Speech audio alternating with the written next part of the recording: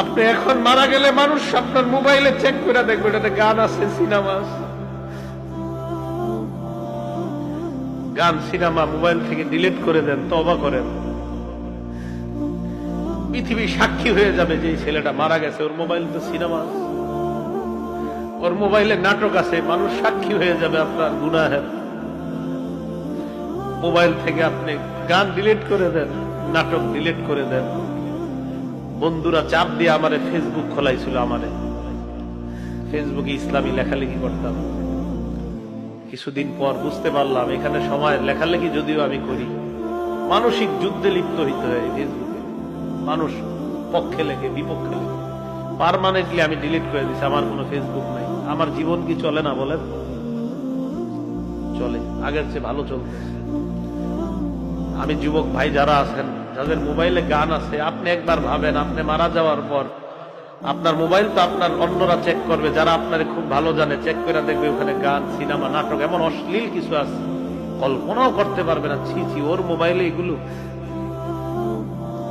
এটা কল্পনাও করতে পারবে না। আবু ওয়াইল মাথাটা নিচের দিকে দিয়ে বলে যে গান অন্তরে মুনাফিকি সৃষ্টি করে, গান নেফাক সৃষ্টি করে। আল্লাহ আমাদের সকলকে গান থেকে, শোনা বলা থেকে বেঁচে থাকার তৌফিক দান করেন। সাহাবায়ে কেরাম গান কতটা অপছন্দ করতেন দেখেন। এটাও আবু দাউদ শরীফের 4924 নম্বর হাদিস। আব্দুল্লাহ ইবনে ওমর রাদিয়াল্লাহু তাআলা আনহুর ছাত্র রাফি, হযরত নাফি বলেন, আমি আব্দুল্লাহ ইবনে ওমরের সাথে পথ দিয়ে চলতে লাগলাম, রাস্তা দিয়ে। ফাসামিআ মিজমার, আব্দুল্লাহ ইবনে ওমর গানের আওয়াজ শুনলেন। শোনার পর ওয়াদআ উসবুআইহি আলা উযুনাইহি, তার দুই আঙ্গুল এইভাবে কানে ঢুকাইছে। সুন্নতটা সবাই আদায় করেন, এইভাবে কানে ঢুকাইছে, এইভাবে কান দিছে। আজকে আমি পুরাটা বলি, বলার পরে আমলটা আপনারা একদিন হইলেও করার চেষ্টা করেন। আব্দুল্লাহ ইবনে ওমর কানের মধ্যে আঙ্গুল ঢুকানোর পর না আনিত তরিক, রাস্তা পার হয়ে একদম চলে গেছে। ছাত্র নাফে বলে, হুজুর কি হয়েছে আপনার? আব্দুল্লাহ ইবনে ওমর বলেন, হাল তাসমাউ শাইআন, এখন আর গানের আওয়াজ তুমি পাইতেছো কিনা?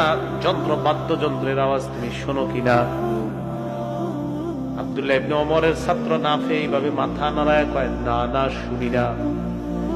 আব্দুল্লাহ ইবনে ওমর রাফা উসবুআইহি আন উযুনাইহি, কান থেকে হাতটা সরায়, এইভাবে ছিল, হাত সরায়। সরানোর পর কয়, যাক ভালো হয়েছে, এখন আর গানের আওয়াজ নাই, বাদ্যের আওয়াজ নাই। আরে কেমন ছিল তাদের ঈমান, দিলটা ছিল কেমন তাদের। নাফে বলে, আপনি এমন কেন করলেন? আব্দুল্লাহ ইবনে ওমর বলে, নাফে তুমি যেমন আজকে আমার সাথে রাস্তা দিয়ে চলতেছিলা, আমি একদিন আল্লাহর নবীর সাথে এইভাবে রাস্তা দিয়ে চলতেছিলাম। নবীজিও রাস্তা দিয়ে যায়, আমিও রাস্তা দিয়ে যাই। আল্লাহর নবীর কানে বাদ্যযন্ত্রের আওয়াজ আসছে।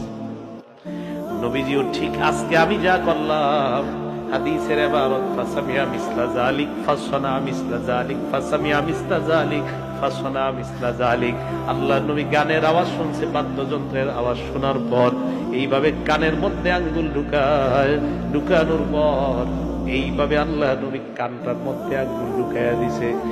আব্দুল্লাহ ইবনে ওমর বলেন, আজকে আমি যা করলাম, আমার নবী গান শোনার পর অবিকল এমন করেছিলেন, তাই আজকে আমিও বাদ্যযন্ত্রের আওয়াজ শুনি না, আমার নবীর সুন্নতের উপর আমল করলাম। তাহলে আপনাদের থেকে আমি চাই এই ওয়াদাটা, গান বাদ্য যেই এলাকার মধ্যে হবে, অন্তত নবীর সুন্নত হিসাবে একদম কানে আওয়াজ যায় না। দেখেন, দুই আঙ্গুল এভাবে দিলে দেখবেন আওয়াজ যায় না, না না আওয়াজ যায় না। এইভাবে আপনি মহব্বতের সাথে করবেন যে আমার নবী এমন করছে, তাই আমি এমন করছি। আমার নবী বাদ্যযন্ত্র শুনলে এমন করছে, তাই আমি করছি। মহব্বত, আমলটা মহব্বতে করা। আমার নবী এমন করছে, তাই আমিও করতেছি। মহব্বতে আমলটা করা যাবে না ইনশাল্লাহ। নবী এইভাবে করছে, তাই আমিও করতেছি, এইভাবে মহব্বতে করা। এই হলো সাহাবায়ে কেরামের অবস্থা। গানের আওয়াজ, তারা গান শুনবে দূরের কথা, যন্ত্রের আওয়াজটা কানে আসবে, সহ্য করা যায় না। তাহলে এবার বলেন তো আপনারা, গানের মিউজিক গুলা অথবা ঢোল তবলা গুলা এটা যদি ইসলামী ওরস নাম দিয়ে ওই ওরসের মধ্যে যদি ঢোল তবলা হয়, ওই ঢোল তবলার আওয়াজ হারাম হবে কি হবে না? এই অনুষ্ঠানের মধ্যে যাওয়া হারাম না হালাল বলেন? এই অনুষ্ঠানের মধ্যে যাওয়া যাবে না, এই অনুষ্ঠানে অংশগ্রহণ করা যাবে না। অনেক বড় লোক বাসার মধ্যে ঢুকলে দেখবেন ঢুকার সময় পর্দাটা মাথায় লাগলে টুনটুন করে আওয়াজ হয়। ঢাকা শহরের দেশ গ্রামে জানি না, বড় লোক বাসায় ঢুকবেন পর্দাটা যদি আপনার মাথায় লাগে না টুন টুন করে আওয়াজ হয়। আমি বলছি না জায়েজ বা না জায়েজ, তবে আম্মা জান আয়েশার একটা হাদিস শোনাবো, শোনানোর পর এই জাতীয় ঘটনা কোনো বাসায় দেখলে তারেও হাদিসটা শোনায়া দিবেন। আম্মা জান আয়েশা সিদ্দিকার ছাত্রীর নাম বুনানা, ছাত্রীর নাম বুনানা। কি নাম? ছাত্রী। এই বুনানা বলেন আমি আম্মা জান আয়েশা সিদ্দিকার সামনে বসা, ইতিমধ্যে একজন মেয়ে আম্মা, ও হাদিসটা হলো আবু দাউদ শরীফের 4231 নম্বর হাদিস। আমি আম্মা জান আয়েশা সিদ্দিকা রাদিয়াল্লাহু তাআলা আনহার সামনে বসা, ইজদুখিলা আলাইহা বিজারিয়া, একটা মেয়ে আম্মা জানের কাছে আনছে, হয়তো ঝাড় ফুঁক দেওয়ার জন্য অথবা দোয়া নেওয়ার জন্য, কারণ আম্মা জানরা তো ছিল বড় বরকতময়। আম্মা জান আয়েশা সিদ্দিকার কানে আওয়াজ আসছে, আম্মা জান বললেন কিসের আওয়াজ? আশেপাশে যারা তারা বললেন জালাজিলু আলাইহা জালাজিলু সাউবিতনা, আম্মা জান একটা মেয়ে আপনার সামনে আনছে, ওই মেয়েটার পায়ে নুপুরে নুপুরের আওয়াজ, নুপুরের আওয়াজ। আম্মা জান আয়েশা সিদ্দিকা, মা বোনরা ভালো করে শুনেন, কারে আজকে আপনার আইডল মানেন? বিভিন্ন নায়িকার ফ্যাশন আপনার কাছে আজকে অনেক পছন্দ।